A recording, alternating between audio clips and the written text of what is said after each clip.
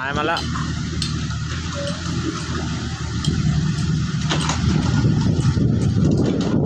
เดี๋ยวเสียฟิวมันแล้ว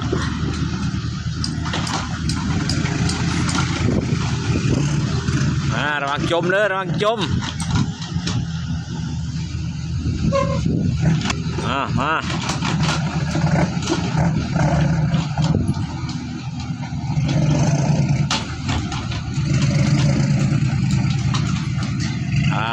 งานนี้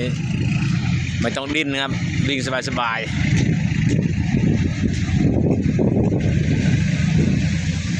ไม่ต้องดิ้นให้เสียแรงรถเลย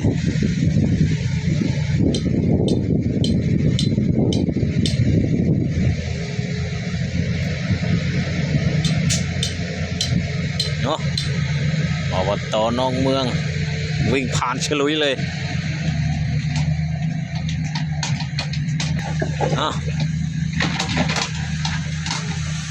ถอยแบบไม่กลัวจมเลยนะ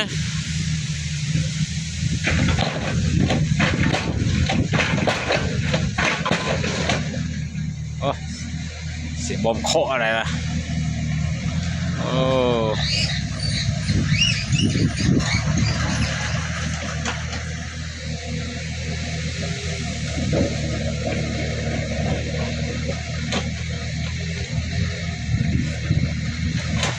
ฝากกดติดตามด้วยนะครับ